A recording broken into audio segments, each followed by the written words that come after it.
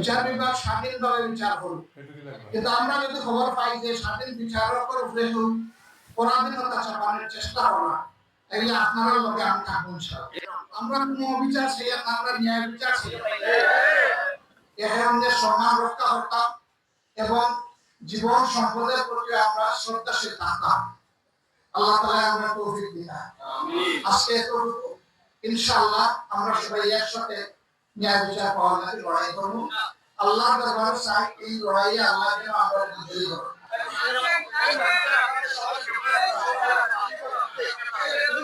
আল্লাহ দরুদ দয়ালু কবুল করুন।